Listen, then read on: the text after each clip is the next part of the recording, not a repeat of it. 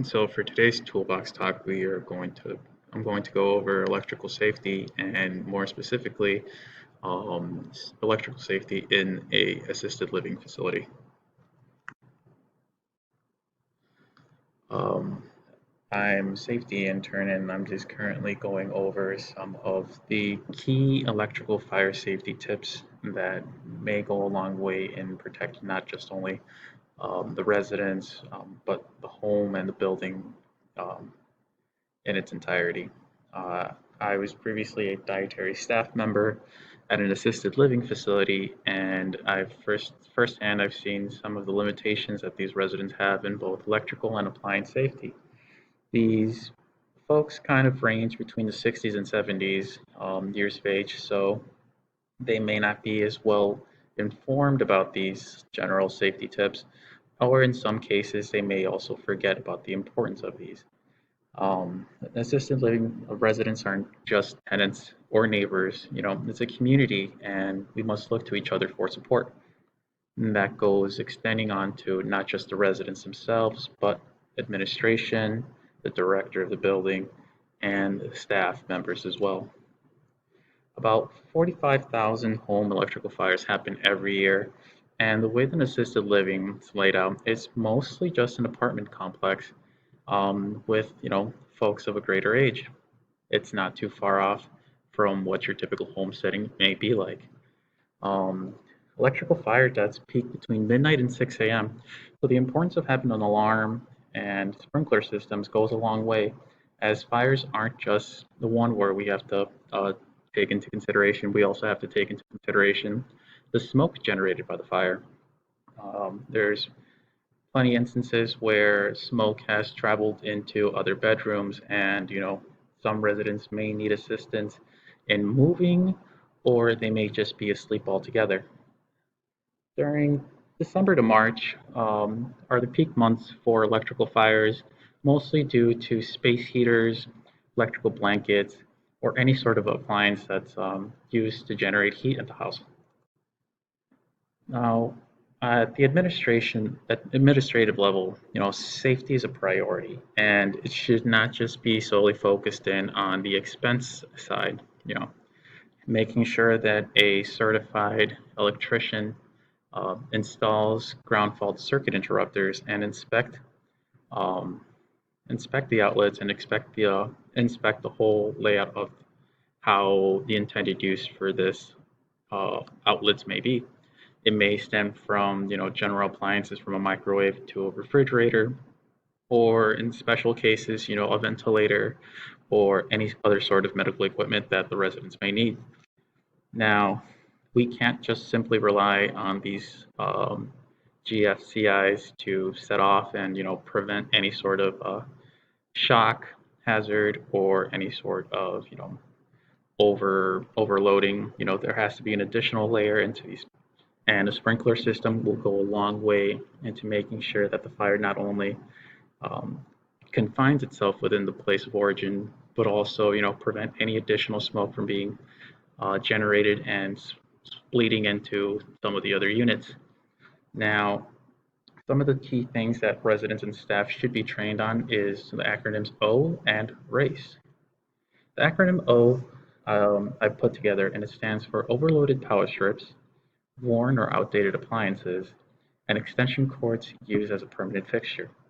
Here I have some images from the Federal Emergency Management Agency, otherwise known as FEMA, and they have some general tips about how to go on electrical safety. The acronym RACE. Now, in the event of a fire, staff should be well informed and trained on the acronym RACE. RACE stands for Rescue Those in Immediate Danger from Fire if it does not endanger your life. Alarm. Sound the alarm by activating a pull station alarm nearest to you. Confine the fire by closing all doors and windows. As we know, fire has three main components, that is heat source, oxygen, and fuel. If we try our best to knock out one of those three from it, we can definitely go a long way in making sure that the fire doesn't um, expand out into other regions. And extinguish and evacuate. Extinguish the fire if it is safe to do so, and If not, evacuate the area if the fire is too large. So a top to bottom order system will only get you so far. There has to be some sort of interpersonal connection with the residents, and I suggest that appointing resident ambassadors, people who are looked to within the community, and have them sort of be leaders or guides into enforcing these sort of um, electrical safety tips. Now, safety is a collective effort from administration, staff, and residents. We owe our part in the safety of our home and our community. And that's not just only for them themselves, but the place that they call home and the people they see day in and day out.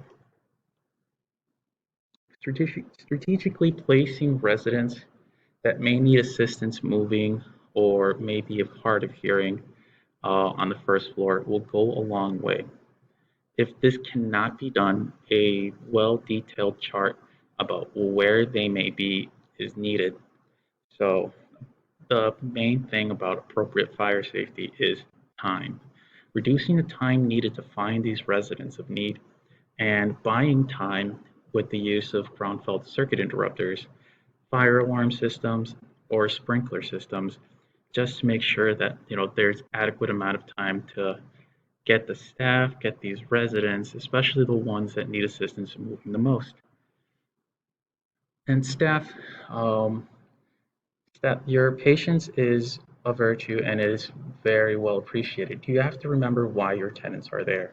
There may be instances where they can no longer look or care for themselves, and they need a guiding step to ensure that they have a prosperous life.